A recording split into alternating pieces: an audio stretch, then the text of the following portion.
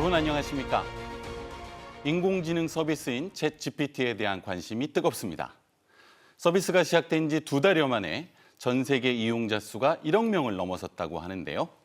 인간보다 똑똑한 인공지능 기술의 일상화에 대해서는 기대와 함께 우려와 부작용에 대한 논의도 이어지고 있습니다. 오늘 시시각각에서는 대덕특구의 과학자와 함께 챗GPT 열풍이 우리 사회에 어떤 변화를 가져오게 될지, 인공지능과 함께 살아가기 위해 어떤 준비가 필요할지 이야기 나누겠습니다. 함께 하실 분들 소개해드리겠습니다. 손영성 한국전자통신연구원 박사 자리하셨습니다. 네, 반갑습니다. 이재현 한국에너지기술연구원 박사입니다. 네, 안녕하세요. 전승민 과학전문 기자입니다. 안녕하세요. 김정남 대전 CBS 기자 함께하겠습니다. 안녕하십니까. 준비된 영상 보시고 시작하겠습니다. 미국의 한 통신사 광고. If you sign up now, you'll get to hear my voice every time you call customer service. Just kidding, that's not really a thing.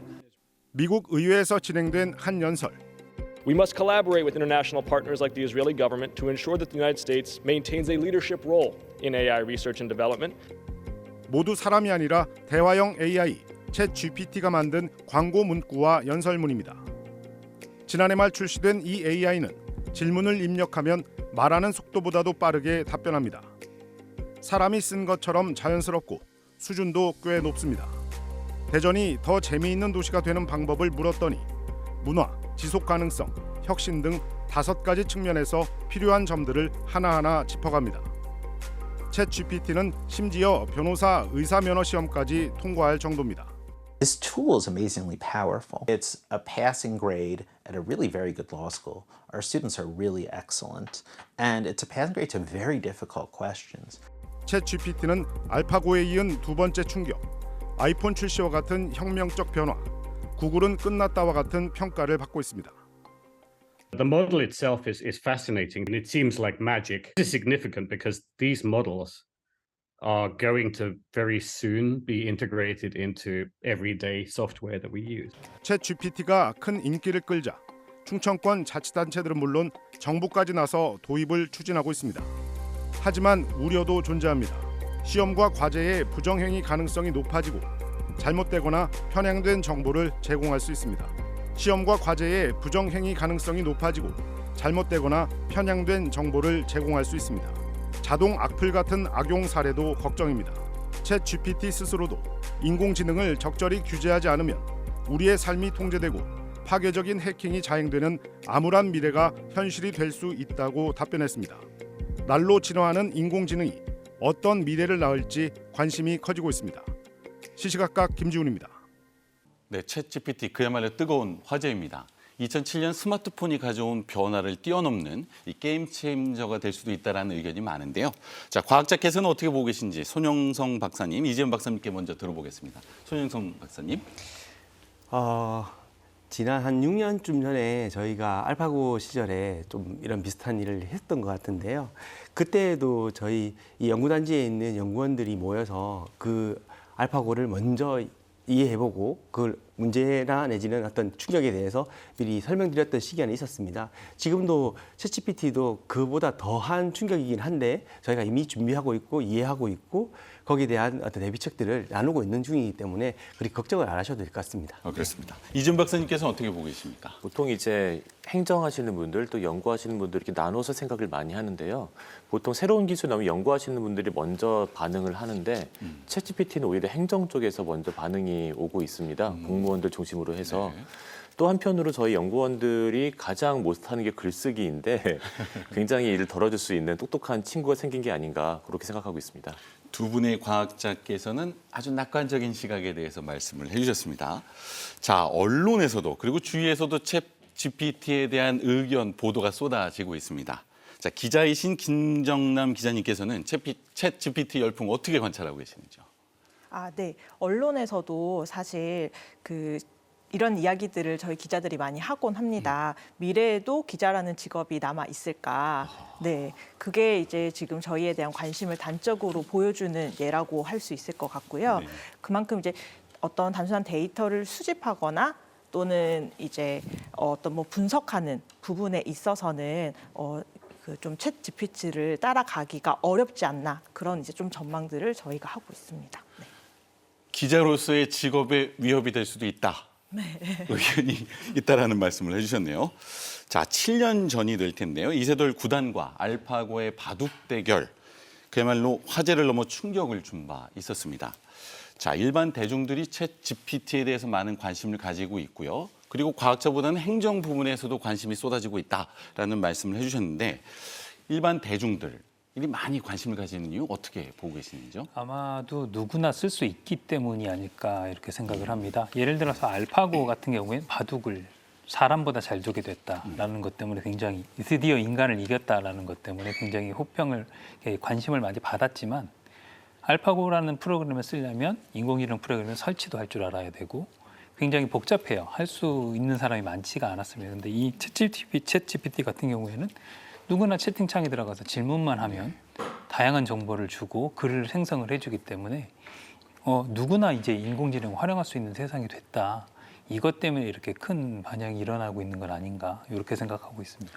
제가 소개 말씀에서 전 세계 이용자 수가 1억 명 정도 됐다라고 소개 말씀을 드리는데요. 한국의 이용자 수가 어느 정도 되는지 혹시 구체적인 숫자 통계가 나와 있는 것이 있는지 모르겠습니다. 그렇군요. 자, 그야말로 챗 GPT 신드롬이라고 말할 수 있을 것 같은데요. 이제부터는 인터넷이 단순한 검색 도구가 아니라 우리 김정남 기자님께서 말씀해 주신 것 같이 질문하고 글을 쓰고 결론까지 도출할 수 있는 도구가 되지 않을까 생각됩니다.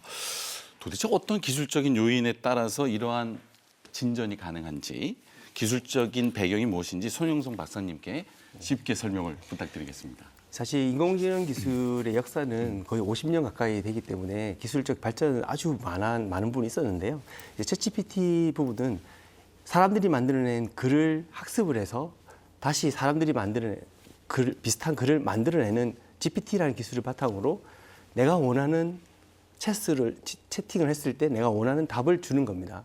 그래서 그 나온 답들이 너무나 그럴싸하기 때문에 조금 전에 기자님께서 말씀한 것처럼 좀 두려워하는 분도 계시는데요. 사실 지금은 아무 말이나 쏟아붓는 정도 수준이라고 보면 되고요. 이거를 잘 활용하는 사람에 따라서 이게 엄청 대단한 도구가 될 수도 있고 내지는 아까 무슨 욕을 하는 인터넷으로 욕을 하는 이런 쪽으로 활용될 수도 있는 약간의 지금 양날의 검 같은 역할이 있습니다. 근데 제 생각에는 챗GPT는 현재로서는 지식인들한테는 정말 좋은 도구가 될 거고요. 그다음에 사실 지식을 구축하지 못한 사람들한테는 오히려 배리어가 되는 그런 약간의 기술적인 장벽이 되지 않을까 그런 생각이 좀 듭니다. 네, 자, 챗 GPT가 공개되면서 이 마이크로소프트와 구글을 선두로 하는 인공지능 기술에 대한 논의가 있는데요. 이 중국의 바이두도 이 챗 GPT와 유사한 대화형 인공지능이네요. 어니봇이라는 것을 곧 공개할 예정이라고 합니다. 한국의 챗 GPT와 유사한 인공지능 기술은 어느 정도 수준에 있는지 이재현 박사님께 먼저 청해 듣겠습니다. 일단 국내에서도 에트리를 비롯해서 이제 언어 모델을 연구하시는 분들이 상당히 많이 있습니다. 과거에 엑소브레인이라고 하는 모델을 출시한 바도 있고요. 근데 사실 이걸 대형 언어 모델이라고 부르는데요. 최근 몇 년 사이에 덩치 싸움이 됐습니다. 얼마나 많은 자원을 쏟아부을 수 있는가, 얼마나 많은 데이터를 모을 수 있는가. 이런 면에서 사실 학습에 들어가는 비용만 수천억, 수조가 들어가는 이런 경쟁에서 사실 그 GPT와 거의 대등한 수준을 내기 좀 약간 어려운 면이 있고요. 그리고 정보의 양도 한글에 특화된 것들이 좀 적기 때문에 그 네이버 같은 데서 열심히 하고는 있습니다만 이런 그 챗GPT 같은 것들을 아직 좀 내놓지 못한 면도 있긴 합니다. 네. 네.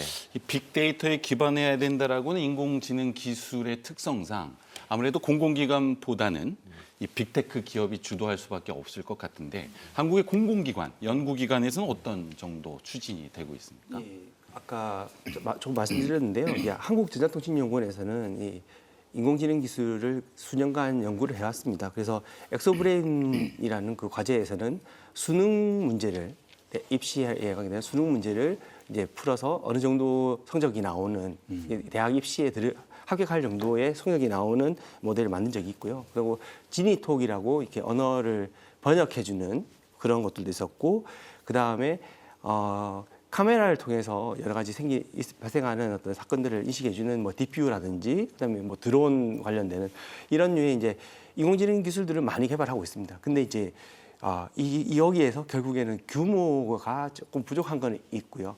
근데 이제 지금 현재 정부에서도 이제 그런 규모의 차이를 느껴서 네이버, 카카오, 그다음에 전자통신연구원 등 여러 기관들이 같이 연구를 지금 추진하고 있습니다. 네.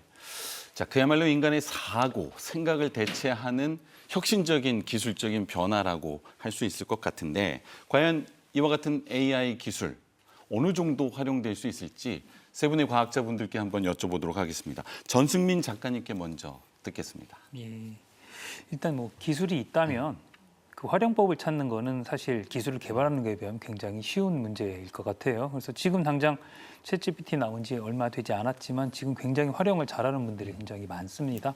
어떤 분들 보면은 이제 영어를 잘 못하지만 해외하고 이 번역을 챗GPT가 문장 생성을 굉장히 잘하니까 해외하고 이제 이메일 주고받는 일을 능수능란하게 하게 됐다 이렇게 얘기하시는 분들도 있고 얘가 언어 생성 모델이지만 사람한테 언어만 생성 잘하는 건 아니거든요. 컴퓨터형 언어, 그러니까 코딩도 잘해요. 그러면 컴퓨터 개발자분들은 기본 순서만 정해놓고 코딩을 얘한테 시켜서 오히려 개발 속도가 몇 배로 빨라지는 경우도 이렇게 볼 수가 있고요. 이 굉장히 여러 분야에서 굉장히 혁신적으로 업무 속도가 빨라지는 효과를 보고 있습니다. 실제로 굉장히 활용이 많이 되고 있고요. 이렇게 언어를 생성할 수 있다는 건 사람의 사고나 의사소통이 거의 대부분 언어로 이루어지잖아요. 네. 이런 걸 보면은 앞으로 뭐 굉장히 무궁무진한 방향에서 쓰일 수 있을 것 같다 이렇게 생각할 수 있을 것 같습니다. 그렇군요. 저도 이제 처음 그런 말씀을 들은 컴퓨터 프로그래밍도 인공지능이 할 수 있다는 말씀 이제 처음 듣게 되었는데요. 손영성 박사님. 이 사례를 하나 소개를 꼭 드리고 싶었는데요. 이제 챗GPT하고 약간 결은 다르지만 비슷한 기술인 파파고라고 네이버에 있습니다. 그래서 번역해주는 인데요. 이 서비스를 이용해서 작년에 이제 해프닝이 하나 있었는데 우리나라의 웹툰 시장이 전 세계를 석권하고 있습니다. 웹툰 플랫폼 시장이. 그래서 우리나라의 웹툰을 해외에다가 이렇게 보낼 때 번역을 해야 되거든요. 번역을 잘하는 분들한테 번역상을 매년 드립니다. 근데 이제 일본으로 이제 번역을 할 때 번역했던 분이 있는데 너무 잘 번역을 하셔가지고 그분을 상을 드리려고 오셨는데 그분이 일본물이고 한국말을 못하세요. 전혀 못하세요, 한국말을. 그러니까 웹툰에 있는 그 글자 이미지들을 보고 한글이죠. 글자 이미지들을 바꿔가지고 일본어로 하는데 파파고를 써서 번역을 해서 썼는데 사람들이 그거를 전문 번역가인 걸로 착각을 했던 거죠. 그래서 이런 류의 적용도 가능하다. 아주 좋은 사례라고 저는 생각합니다. 예. 일상에서 아주 밀접하게 사용할 수 있다라고 하는 사례를 들어주셨습니다. 이재훈 박사님. 그 그림을 그리는 AI가 나온 지 2년 정도 됐습니다. 그리고 그걸 일반인들이 쓰게 된 게 6개월 정도밖에 안 됐습니다. 그런데 지금 보시면 몇 달 전부터 그림을 그리는 인공지능들이 그린 그림들이 인터넷에 굉장히 많이 퍼져 있고요. 그리고 이렇게 글을 쓰는 것도 그냥 소설을 쓰는 것들도 가능할 정도로 굉장히 글을 재밌게 잘 쓰기 때문에 미국의 SF 사이트 같은 경우는 올해는 워낙에 음모자가 많아서 막아버린 사례도 있습니다. 어떻게 문학이라는 영역까지 들어갔다고 볼 수도 있고요. 심지어 제가 어제도 학생들을 가르치면서 챗GPT한테 교수와 학생이 사랑에 빠지는 SF 소설을 써줘라고 했더니 정말 재밌는 스토리로 이렇게 쫙 한 2바닥 정도 썼습니다. 그래서 이러면은 상상력을 빼앗긴다고 생각할 수 있지만 배가한다고도 볼 수 있습니다. 내가 미처 보지 못했던 거를 볼 수도 있고 특히 챗GPT 같은 경우 이제 말을 많이 만들어내는 거기 때문에 브레인스토밍하기 너무 좋습니다. 그렇군요. 네.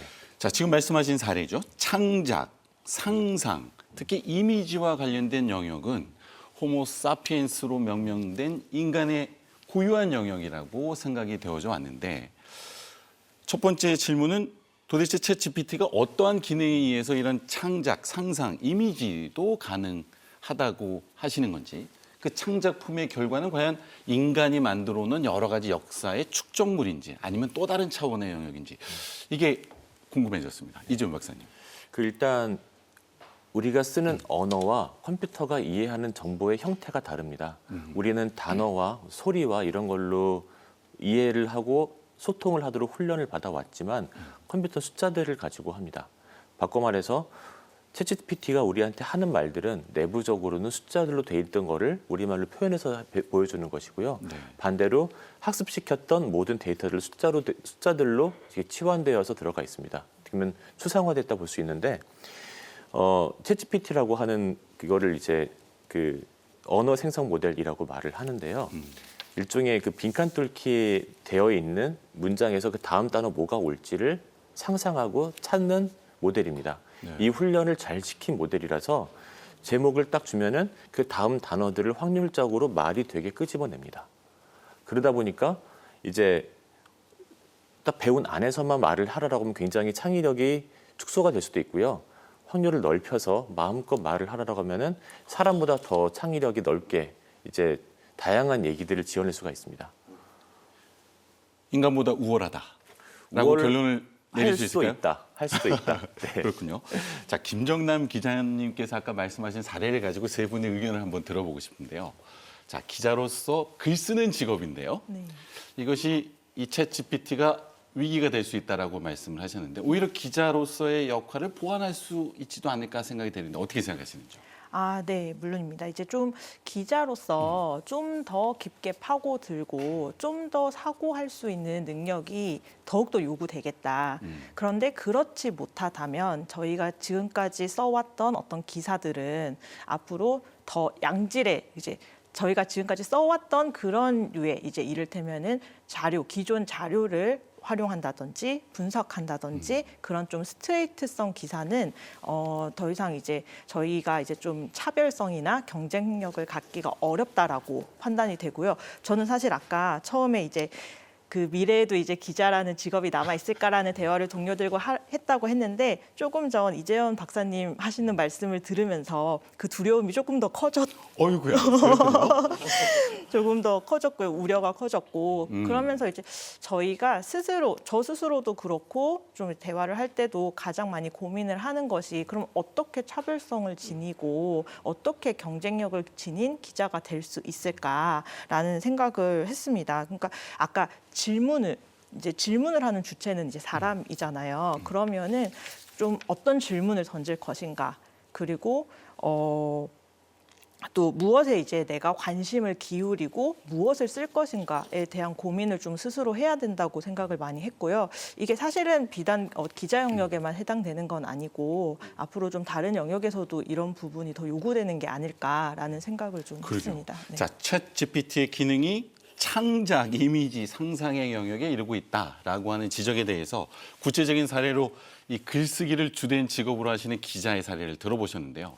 과연 챗GPT가 기자의 영역을 보완하게 될지 아니면 대체하는 것일지 세 분의 전문가님의 의견을 들어야 김정남 기자님께서 구체적인 결론을 가질 수 있을 것 같은데요. 전증민 작가님 의견 한번 들어볼까요?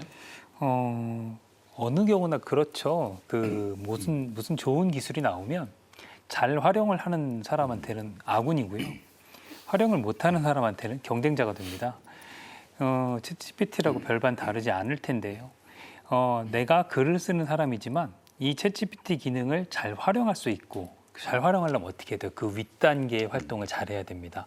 기자라면 취재를 잘해야 되고 취재 기획을 잘해야 되고 그리고 이제 이 챗GPT를 써온 글을 보고 나서 원하는 내용을 수정하고 보완하고 하는 일을 잘 해야 할 것 같습니다. 근데 만약에 이게 된다면 저도 이제 기자 일을 해봐서 알고 있습니다만 기자들 사이 이런 얘기 있죠. 기사만 안 쓰면 세상에서 제일 좋은 직업이 기자다. 이런 얘기가 있어요. 기사 쓰는 게 너무 힘들어요. 취재하고 다니고 하는 거는 정말 즐겁고 세상에 좋은 분들을 많이 만나고 세상의 정보를 먼저 접할 수 있고 굉장히 훌륭한 직업인데 이걸 기사로 가공하는 게 굉장히 힘들어요. 그런 짐을 덜어줄 수 있는 좋은 도구가 될 수도 있다. 좀 이렇게 생각을 하고요. 그런 점에서 볼 때 뭐 역시 활용을 잘 하느냐 못 하느냐 이게 중요한 관건이 아닐까 싶습니다. 자, 대체하기보다는 활용에 달려있다라고 하는 답을 들었습니다. 손영성 박사님 짧게 듣고 이어가죠. 무섭게 말씀드리겠습니다. 예전에 그 SNS가 이제 막 스마트폰과 SNS가 막 퍼지기 시작한 한 10년쯤 전에 있었던 일인데요. 잡지사가 망했습니다. 한 잡지사가 망했는데 거기 계시던 분들이 한 100분 정도 됐거든요. 그 망했는데 망한 그 잡지사의 이름만 몇 분이 받아서 온라인 웹페이지로 그 잡지를 계속 진행을 했거든요. 두 분이었어요. 100명이 넘은 직원들이 있었던 잡지사였는데 근데 그때 아날로그에서 디지털로 바뀔 때 얘기입니다. 그 사실 조금 어떻게 보면 지금 하는 일을 똑같이 한다 그러면 그렇게 될 가능성이 많고요. 다만 이제 그런 매체들이 온라인으로 퍼지면서 지금은 개인 블로그 형태의 출판 매체들도 생길 정도로 많이 번졌으니까 그래서 그 남은 98명은 없어진 게 아니라 다른 형태의 저널리즘으로 남아있게 될 거랍니다. 근데 그거를 도와주는 게 결국에는 이런 인공지능 기술일 것이다 라고 저는 좀 생각이 듭니다. 인력수의 감소는 불가피하지만 다른 형태의 출판업이 창출될 수도 있다. 네. 지적이셨고요.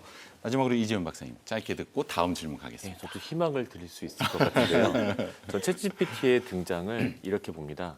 인류와 상호작용이 가능한 보편적 지성의 탄생이다라고 봅니다. 그러니까 보편적 지식, 보편적 지성이란 말들을 많이 하는데 그 실체는 없거든요. 근데 최초로 이제 데이터의 형태로 인공지능 모델의 형태로 존재를 하게 됐고 사실 이건 GPT-3, GPT-2라는 형태로 전에도 있었지만 인류가 접근 가능하게 되고 상호작용하게 된 것이 아까 말씀하셨다시피 챗GPT의 힘이라고 생각을 합니다. 그래서 저는 챗GPT가 11월 30일 날 나왔고 12월 1일부터 사용을 거의 매일 하고 있는데 보편적이란 말은 사실 뻔하다는 말과 비슷합니다. 내가 모르는 분야를 물어볼 땐 굉장히 참신하게 들리지만 내가 아는 분야를 물어볼 때는 왜 하나마나 한 말을 하고 있지라는 생각이 들 정도가 듭니다. 그래서 챗GPT를 잘 쓴다는 거는 일단 챗GPT가 주는 보편적인 지식 위에다가 나의 오리지널리티를 어떻게 얻느냐에 따라서 달라진다고 생각을 해요. 네. 그런 점에서 기자들께서 보편적인 지식을 취재하러 다니는 건 아니라고 생각이 듭니다. 뭔가 새로운 것을 담고 본인의 시각을 담기 위해서 노력을 하신다고 보기 때문에 그 지점은 유효하다. 그리고 도가 될 거다. 자, 챗GPT가 만들어낸 미래에 대해서 인간의 역할이 중요하다. 그리고 낙관적이다라고 하는 말씀을 해주셨는데 그래서 이 시시각각 오손죽 작가께서요. 챗GPT에게 챗GPT의 미래에 대해서 질문을 했습니다. 그랬더니 챗GPT가 진보한 AI로서 우리가 상상할 수조차 없는 방식으로 미래를 만들어갈 힘을 갖고 있다라고 하는 답을 구하셨다고 하네요. 자, 챗GPT가 일상화되었을 때 과연 어떤 미래가 펼쳐질지 포괄적인 시각에서 김정남 기자님 의견부터 먼저 들어보겠습니다. 네. 저는 다시 한번 이 직업과 일자리에 대한 말씀을 드리지 않을 수가 없는데요. 그러니까 기존에는 제조업을 중심으로 이뤄지던 이제 자동화가 이제는 사무직에서도 있을 수 있고 일어날 것이라는 전망이 있고, 그러니까 이제 이미 창작 영역까지 이제 챗GPT가 역할을 하기 시작한 상황에서는 저희 언론 아까 말씀드렸지만 포함해서 정말 좀 여러 영역의 직업과 일자리가 영향을 받을 것이다라는 전망이 있고. 저도 좀 그런 우려에서 이제 말씀을 드렸던 것 같아요. 그것이 이제 좀 사회에 미치는 큰 영향 중에 하나가 아닌가 싶고요. 지금 한편으로는 또 AI 개발에 그 적극적인 투자를 하고 있는 빅테크 기업들이 이제 또 많은 구조조정을 단행하고 있지 않습니까? 이게 예를 들어서 그 마이크로소프트 같은 경우에는 3월까지 이제 직원 10,000명을 해고할 예정이고, 그리고 구글 모회사 알파벳도 12,000명을 감축할 계획이라고 밝혔는데요. 이게 사실은 이제 경기 둔화에 따른 어떤 이런 이유들을 들고는 있지만 사실 AI에는 거대 자본을 이렇게 투자를 하고 있는 이런 기업들에서 정작 그 안에 있던 사람들이 이제 좀 일터에서 밀려나는 현상, 여기에 대해서는 좀 고민을 좀 던져주는 부분이라고 생각이 들고, 그게 좀 사회 전반에서 일어날 수 있는 부분이 아닌가라는 생각이 있는 것 같습니다. 그렇네요. 사회적인 시각 그리고 고용의 측면에서 볼 때는 아무래도 쟁점이 있지 않을까라고 하는 말씀을 해주셨는데, 자, 낙관적인 시각에 대해서 강조를 해주셨던 우리 전승민 작가님께서는 AI가 상상할 수조차 없이 만들어갈 미래의 모습, 포괄적인 시각에서 어떻게 전망하시는지? 물론 말씀하신 부분에 공감하는 부분이 많고요. 일자리 부분에 대해서 조정이 이루어지는 건 어쩔 수가 없습니다. 그건 근데 사실 이제 역사를 돌아보면 사회적으로 신기술이 발달하고 산업의 혁신이 있으면 지속적으로 이루어졌던 문제예요. 근데 이제 생각을 해보면 그 직업의 비율이 조정이 돼 왔지 없어진 직업은 없다는 걸 알 수가 있습니다. 예를 들어서 인류 최초의 직업이라고 하면 아마 사냥꾼이겠죠? 네, 사냥꾼 아직 있죠? 근데 문제는 여러분 우리가 생각해 봐야 되는 게 그 사냥꾼이 하는 일의 의미가 그때와 지금이 같냐 하는 겁니다. 그때는 먹고 살기 위해서 잡아왔어야 됐잖아요, 동물들을. 지금 사냥꾼이 가진 의미는 해수구제가 첫 번째 목적일 거고 두 번째는 뭐예요? 그렇게 하려면 레저 목적도 있고 두 번째는 그러면 어떻게 해야 돼요? 다른 사람들한테 안전해야 되고 어떤 동물이 해수인지 알아야 되고 전문적인 역량을 요구받습니다. 과거에는 그냥 동물이 보면 잡아왔으면 됐는데 이제는 가서 전문적인 역량을 갖고 그 사냥꾼이 한 일을 하기 위해서 되게 높은 수준의 지식을 요구받는 거예요. 세상이 변하면 그렇게 사람들이 직업의 의미가 바뀌어갑니다. 그거하고 똑같이 그리고 굉장히 많은 직업이 생겨나죠. 그때 뭐 사냥꾼하고 농사 짓는 사람 말고는 직업이 없던 시절에서 지금 인류의 직업 숫자를 셀 수가 없을 만큼 많아졌잖아요. 앞으로 이런 인공지능이 등장하면서 또 직업의 숫자는 엄청나게 많아질 거고 고용은 당연히 줄어들 거고요. 하지만 그 분들의 각각 그 원하는 요구되는 역량은 저마다 또 직업마다 다 달라질 것이다. 그럼 내가 하고 싶어 하는 일을 보면 되겠죠. 나 자신의 혹은 우리 아이가 미래에 하고 싶어 하는 일이 있을 겁니다. 그 일의 미래가 인공지능이 이렇게 발전되고 사회가 이렇게 된다는데 그럼 어떤 역량을 요구받을까? 나는 어떤 일을 해야 될까? 이런 거 생각해 보면 아마 조금씩은 답을 좀 생각을 해보시지 않을까 생각합니다. 그렇군요. 전반적인 미래에 대해서는 뭐 그래도 낙관하는 의견을 들을 수 있었는데요. 자, 그럼 두 분께는요. 아무래도 인간의 사고 능력을 대체하는 AI 기술과 관련돼서는 사실 여러 가지 쟁점이 있었습니다. 그 여러 가지 부정적인 의견 가운데 대표적인 것이 인간을 위협하는 수단으로 사용될 수도 있다라고 하는 측면이었는데요. AI 기술의 발전에 따라서 인류 문명, 인류 사회에 미치는 부정적인 영향에 대해서는 어떤 요인으로 평가를 하시는지 이재현 박사님께 먼저 들어보겠습니다. 일단 가장 큰 부정적인 영향은 생물학적인 능력이 퇴보한다는 데 있을 겁니다. 계산기를 쓴 다음부터 암산을 못하게 되었습니다. 그런 것처럼 우리가 차를 타고 다니면서부터 몸의 근력이 약해졌고요. 그런 것처럼 약간의 우려가 되는 것은 챗GPT한테 의견을 말해보라고 맡겨버리고 글을 쓰라고 맡겨버리면은 의견을 떠올리는 능력이나 글을 쓸 수 있는 능력이 떨어질 거고 본인은 그걸 느끼지 못할 겁니다. 정말 그 능력이 필요했을 때 발휘할 수 없는 순간이 올 거기 때문에 한편으로는 정말 어떻게 미래의 엘리트들은 그런 상황에서도 챗GPT와는 다른 의견을 내놓을 수 있고 그걸 설득할 수 있는 사람들이 또 하나의 엘리트가 될 수 있지 않을까 그렇게 생각합니다. 그렇군요. 또 다른 과제가 있다라는 분명한 말씀을 해주셨습니다. 손영성 박사님, 어떤 부정적인 측면이 있을까요? 뭐 이미 넓은 범위로 얘기하셔가지고 좀 그렇긴 한데요. 근데 사실 사고하지 않는 것이 제일 크지 않을까 싶습니다. 이게 어떤 문제들을 보면 그 문제가 왜 이럴까 내지는 이거를 어떻게 해결할까 그다음에 해결했을 때 좋을까 나쁠까 우선순위는 어떨까 이 고민을 해야 되는데 저희가 그런 사고를 하지 않으면 철학적인 부재가 발생하게 되고 그러면 사회가 더 황폐해질 가능성이 있습니다.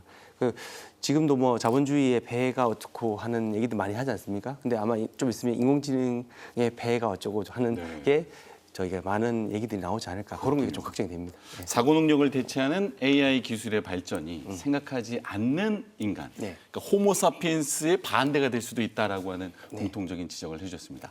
자, 전영미 작가님, 이 AI와 관련되어져서 낙관적인 시각 말씀해 주셨는데 그럼에도 불구하고 뭔가 쟁점이 있다라고 꼽으신다면 무엇이 있을까요? 문제는 좋은 점이 있으면 나쁜 점도 있고요. 문제는 생길 수밖에 없습니다. 그거를 이제 현명하게 모두 함께 해결해 가는 게 이제 저희 과제일 텐데요. 제가 제일 걱정하는 건 그거예요. 옛날에 로마 시대 때 보면요.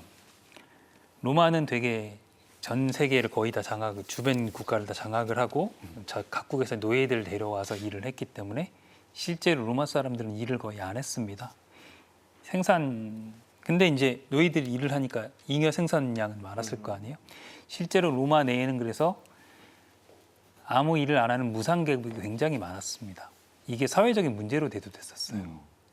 그러니까 이 인공지능 시대가 되고 산업이 이렇게 자동화되고 하면서 이런 실제로 이제 주도적으로 일을 해서 인공지능을 부리고 로봇들을 써서 세상을 이렇게 그 주도적으로 하는 분들은 또 굉장한 부를 축적을 하겠죠. 근데 반대로 인공지능을 충분히 활용할 수 없는 분들은 거기에 대해서 도태돼서 무상계급으로 격화되는 일이 벌어지게 될 겁니다.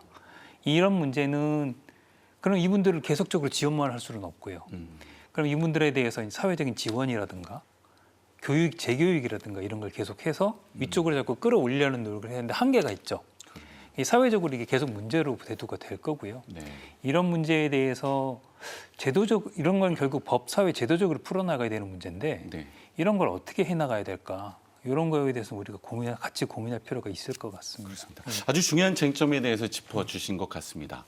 산업혁명 이후에 기계가 일자리를 뺏는다는 이유에서 제기되었던 러다이트 운동이 실패했듯이 AI가 여러 가지 쟁점을 가지고 있음에도 불구하고 기술적인 변화를 막을 수는 없을 것 같은데 그 가운데 아마 AI 격차라고 이름을 지어야 될까요? 디지털 격차에 이어지는 AI 격차가 있을 수 있다라는 말씀을 해주셨는데 그렇습니다. 인공지능이 일상화됨에 따라서 사회적으로 생길 수 있는 쟁점 어떤 것들이 있다라고 보시는지 김정남 기자님께 이어서 들어보겠습니다. 네, 전승민 작가님 말씀해 주신 것과 좀 맥을 같이 하는 것 같은데요. 지금 이제 우리 가게마다 정말 익숙하게 볼 수 있는 키오스크가 있지 않습니까? 그런데 이제 이 키오스크 같은 경우에 고령층이 이제 사각지대로 좀 있는 실태가 드러나기도 했죠. 그리고 요즘 은행이 많이 사라졌는데요. 여전히 은행에 직접 방문해서 업무를 보셔야 되는 그러니까 앱에 익숙하지 않은 층들이 그만큼 고립되고 어려움을 겪는 실태가 또 드러나기도 했습니다. 이런 이제 어떤 정보의 격차가 이제 말씀하신 대로 더욱 이제 지금까지와는 비교되지 않을 정도로 심화가 될 것인데 그러면은 이런 좀 상대적으로 소외된 어떤 이런 정보의 접근이나 이런 것에서 상대적으로 소외된 층들에 대한 어떤 제도적 지원이나 대책이 마련돼 있는가라고 하면은 아직까지는 좀 요원한 것 같아요. 그래서 이런 부분에 대한 우려와 좀 대책의 필요성이 많이 있는 것 같고요. 또 한편으로는 이제 또 제가 이제 기자니까 말씀드릴 수 있는 게 사실 가짜 뉴스 문제인데 그 지금도 사실 유튜브나 온라인상에 많은 가짜 뉴스들이 있고 가짜 정보들이 있는데 지금 이 챗 GTP 같은 경우에는 사실은 표현도 굉장히 자연스럽게 할 수 있다라는 거잖아요.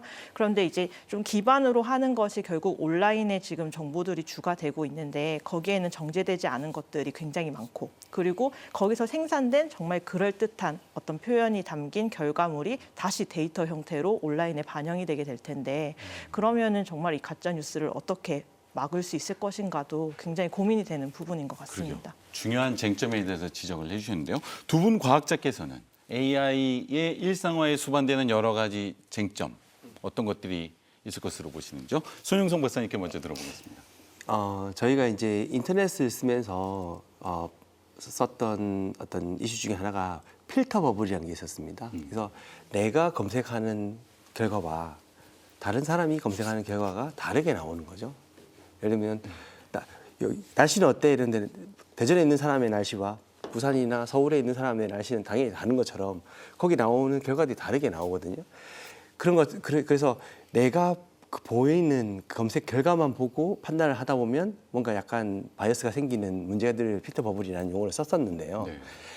지금 AI가 그런 버블들을 줄 가능성이 있습니다. 왜냐하면 AI는 확률로 움직이는 그 기술이기 때문에 예전에는 다양성을 저희가 무슨 법제를 하는 한 있더라도 보장하려고 하는 노력이 있었는데요. 지금 AI 기술에만 그냥 저희가 의존해버리면 가장 확률이 높은 쪽으로만 쏠려가 버리고 나머지는 아예 거론이 되지 않는 답을 주지 않으니까요. 알 수가 없는 거죠. 그래서 생각을 하지 않으면 그런 부분들을 저희가 챙길 수가 없는 상황이 될 수도 있습니다. 그래서 어떻게 보면 규제가 필요하다면 그런 AI의 어떤 페어니스, 그다음에 바이어스를 방지하는 이런 부분들을 항상 고민을 하면서 저희가 기술을 적용하기는 해야 됩니다. 네, 근데 문제는 아직까지는 그거를 먼저 얘기할 건 아니고요. 기술이 발전이 좀 더 있어야 되는 상황이죠. 예. 이 고도로 합리화된 판단이 가져올 수 있는 사회적인 사각지대에 대해서 지적을 해주셨습니다. 저도 참 흥미로운 쟁점을 제기해 주신 것 같다는 생각이 드네요. 이재현 박사님. 다른 의견이라기보다는 사실 같은 의견이고 조금 더 이제 뒷부분을 말씀을 드린다면 과거에는 구글 검색 결과를 보고서 스스로 생각하고 사실 끝이었습니다. 그냥. 네. 그런데 지금은 스스로 생각한 거를 자기가 또 블로그에 쓰고 다시 그거를 데이터가 학습을 해서 그 강화됩니다. 그래서 점점 더 이 필터 버블이 강화될 수 있는 소지가 있고요. 이거를 막기 위해 사실 그 챗GPT를 내놓을 때 그 오픈 AI가 노력을 들인 게 확률적으로 막 말을 하다 보면은 여러 가지 안 좋은 말을 하기도 합니다. 네. 예를 들어 2명의 무슬림이 있으면은 두 사람은 친구라기보다 무슨 범죄자처럼 모사를 한다든지 실제로 그런 사례가 과거에 있었고요. 근데 이런 것들을 막기 위해서 AI가 내놓는 답변들 중에서 사람들을 붙여가지고 이런 거는 옳지 않아, 이런 건 옳아 해서 일종의 윤리 교육을 했습니다. 네. 이걸 휴먼 피드백이라고 말을 하는데 네. 이 휴먼 피드백 강학습이라고 말을 합니다. 이런 것들을 통해서 가치관을 심어 주었습니다. 그런데 가치관을 심어 준 것과 별개로 가치관을 심어줄 수 있다고 치지만 전반적인 사람들이 어떻게 생각을 한다라고 하는 건 막기 어려운 부분이 있거든요. 예를 들어서 어떤 당을 더 지지한다던가 어떤 종교에 대해서 좀 더 호의적인 이미지를 많이 가져간다던가 이런 부분들은 막을 수가 없고 점점 더 알게 모르게 심화될 확률이 크다고 봅니다. 그런 것들을 좀 유의해야 되지 않을까 생각합니다. 그렇네요. 네.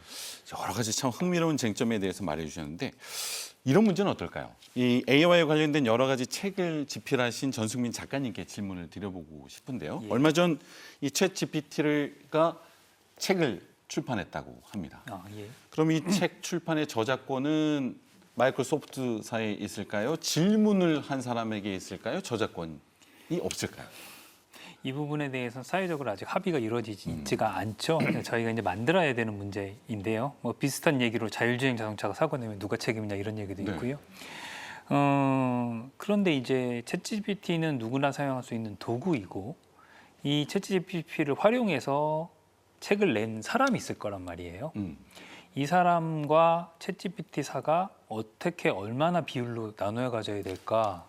이거를 이제 우리가 서로 논의를 해봐야 되지 않나 싶어요. 만약에 오픈 AI사가 우리는 챗GPT를 써서 만든 저작 저작권을 다 포기하겠습니다 이렇게 나오시면 누가 챗GPT를 써서 책을 썼던 질문을 해서 책을 이제 소스를 만들어낸 사람이 저작권을 가지게 되겠죠. 그런데 만약에 오픈 AI사가 아닙니다. 이제부터 우리 책을 써서 우리 챗GPT를 써서 책을 쓰는 사람은 우리한테 5%를 주세요라고 얘기를 해버리면 그렇군요. 5% 줘야죠. 싫으면 안 써야 되니까. 이런 게 이제 정해져야 되고요. 네. 그런 게 아직 아무것도 안 정해져 있기 때문에 이런 논란들이 있는데 차차 결정이 될 거라고 생각합니다. 여기에 대해서 뭐 이런 법적인 문제가 많이 발생을 할 거라고 생각을 해서 실제로 법률계에서도 굉장히 노력들을 많이 하고 있고요. 뭐 제가 알고 있는 몇 군데 법률 전문 사무소는 아예 뭐 인공지능 대응팀을 따로 둘 정도로 그렇게 움직이는 분들 계세요. 그래서 대응도 충분히 지금 하고 있고 앞으로 이슈가 터질 때마다 또 법, 윤리 이런 거 고민하시는 분들이 또 대응책을 마련하시지 않을까 생각합니다. 새로운 시대가 시작된 만큼 기술적으로뿐만 아니라 사회 그리고 제도적으로도 새로운 정비가 필요하지 않을까 생각이 됩니다. 자, 이어서 검토해야 될 쟁점은요. 이 정부와 지자체에서 챗 GPT를 행정 혁신에 적극 활용하고 있다는 것입니다. 근데 앞서 말씀하신 바와 같이 챗 GPT가 합리적일 때도 있지만 여러 가지 오류가 있고 또 고도로 합리적인 선택이 또 사각지대를 만들 수 있는 쟁점도 있기 때문에 과연 행정 차원에서 챗 GPT를 사용하는 것의 이익과 또 고려해야 될 점이 무엇인지 손영송 박사님께 먼저 듣겠습니다. 일단 첫 번째는 행정 내지는 공무원들이 사용하기에는 사실 챗GPT가 적당하지는 않습니다. 이게 사용해야 되는 거는 맞는데 모든 데이터가 그 해외에 있는 챗GPT 서버로 갔다가 와야 되는 이런 지금 현재 구조에서는 살짝 조금 주저되는 면이 좀 있고요.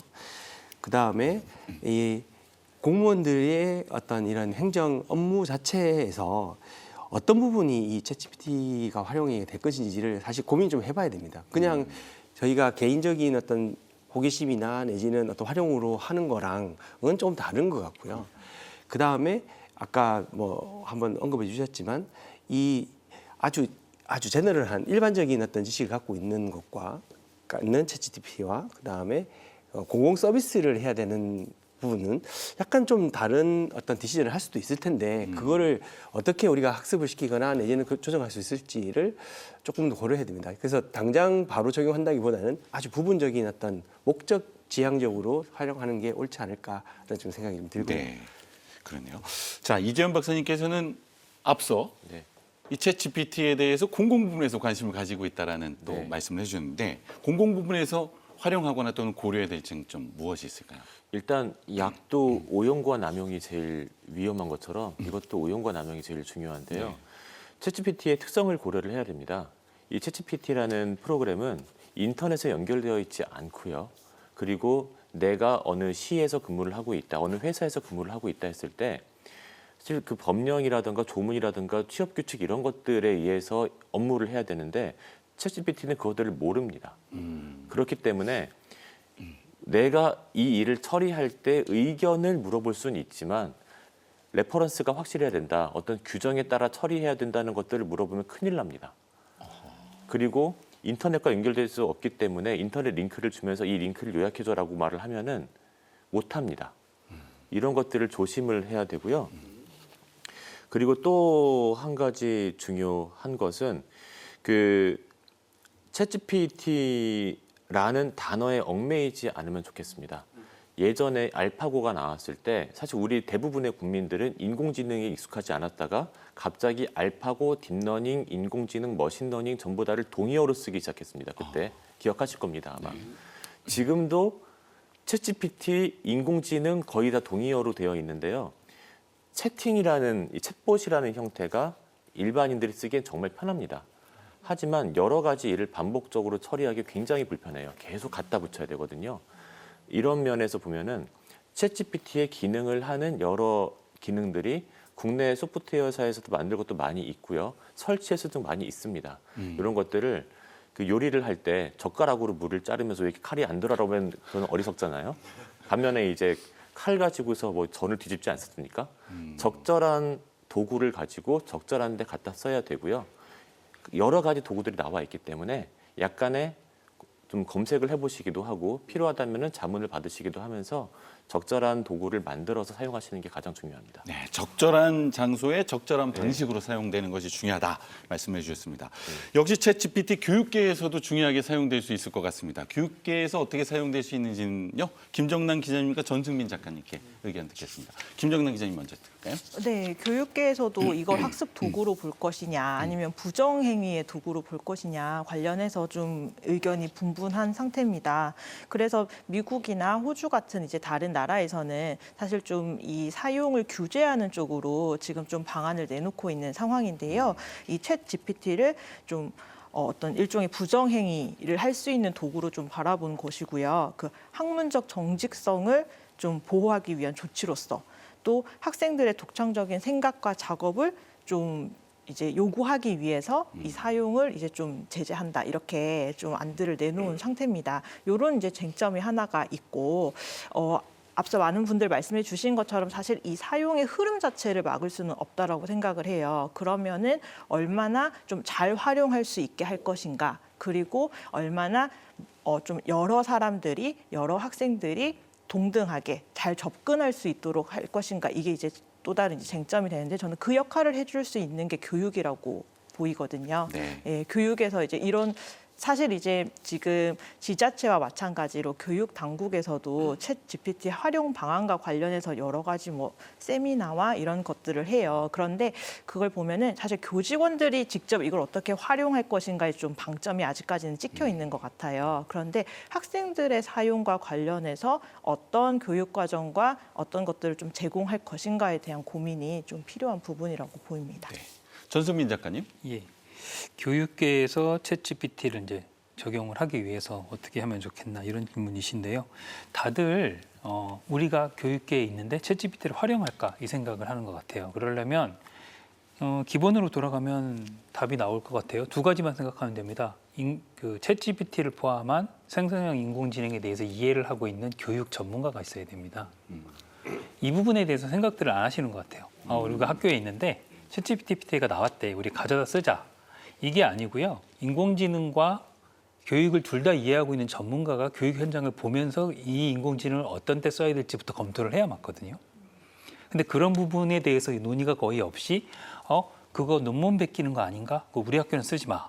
이러든가 그거 좋은 거 아니야? 그럼 우리는 무조건 써. 뭐 좀 거의 분위기가 이렇게 가고 있는 것 같아요. 어느 학교 같은 경우에는 챗GPT 사용 필수 해가지고 과제 해와라 뭐 이렇게 하고 얘기도 하고 이런 경우를 많이 볼 수가 있는 것 같은데 교육 전문가로서 AI 전문가이기도 한 둘 다 아는 전문가가 지금 역할이 필요한 상황이다. 이렇게 말씀을 좀 드리고 싶고요. 그러니까 아까도 얘기하셨지만 정부와 지자체도 마찬가지인 것 같아요. 결국은 사람이 일을 하는 거고요.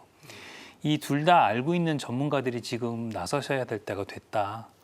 이런 상황에서 각각에 대해서 정부, 지자체, 그 지역 행정도 업그레이드가 필요하고 뭐 많이들 이야기가 나오는데요. 이 우리 지역 행정을 챗GPT가 나왔으니까 도입하자 이게 아니고 챗GPT를 어떤 때 어떻게 써야 될지 도입해야 될지를 행정과 AI를 다 아는 전문가분이 계획을 해나가셔야죠. 그런 부분에 대해서 그런 분들을 우선 모셔오고 초빙하고 그런 의견들이 필요할 것 같고요. 교육 현장에서도 마찬가지로 그런 부분이 필요할 것 같습니다. 그리고 두 번째로 말씀드리고 싶은 게 현장에 가보면요. 개발자들이 굉장히 요즘 잉여 상태라 그래요. 박사님들 두 분들은 공감하실지 모르겠는데 제가 기업 전문가분들한테 듣기로는 그랬습니다. 오히려 코딩 교육하고 인공지능 전문가분들을 부족하지 않나요? 그때 오히려 사람이 남습니다. 뭐 이렇게 얘기를 해요. 그러면 우리가 인공지능 교육을 근데 그러면 어떻게 해야 되냐면 학생들한테 아까 기자님도 얘기를 해주셨지만 좀 더 인공지능을 활용을 잘할 수 있는 사람으로 교육을 해줘야 되거든요. 그런 부분에 대한 교육을 생각 없이 그냥 인공지능으로 숙제회화 정도에만 좀 그쳐 있는 것 같아요. 좀 그런 부분에 대해서 두 가지 방점으로 좀 서로 생각들을 해주면 좋지 않을까 이렇게 생각됩니다. 예. 자, 이제 시작되고 있는 인공지능의 시대에 어떤 준비가 필요할지 두 분 박사님께 짧게 마무리 말씀 듣고 마무리하도록 하겠습니다. 손영성 박사님께 먼저 듣겠습니다. 사실 저는 우리나라는 잘 적응할 거라고 봅니다. 그리고 특히나 젊은 친구들은 뭐 아무 문제 없이 잘 쓸 거고요. 이제 다만 이제 현재 현업에 있는 이 뭐 약간 장년층부터는 사실 조금 준비를 좀 해야 되고요. 근데 익숙해지려고 조금만 노력을 하시면 저희가 여기 와서 이렇게 토론회 하는 것처럼 다양한 프로그램으로 소개도 드리고 활용법도 알려드리기 때문에 보고 너무 어려워하지 마시고 한번 해보시면 이렇게 이런 거구나 하고 바로 느낄 수 있게 지금 준비되어 있으니 걱정 마시고 써보시는 기회를 부탁드립니다. 네, 감사합니다. 이재훈 박사님.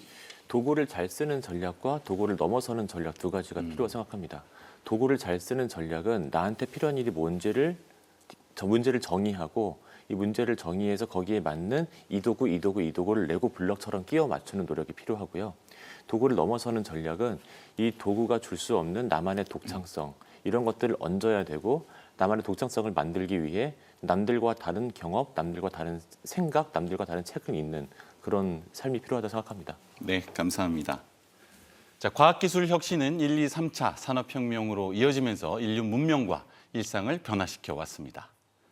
인공지능을 중심으로 하는 4차 산업혁명은 인간의 사고 능력을 대체한다는 점에서 거대하고 본질적인 변화를 수반하게 될 텐데요. 인간을 위한 기술의 과제가 무엇인지 생각해 볼 수 있는 시간이 되었던 것 같습니다. 대전 MBC 시시각각 오늘은 여기까지입니다. 함께해 주신 시청자 여러분 감사합니다.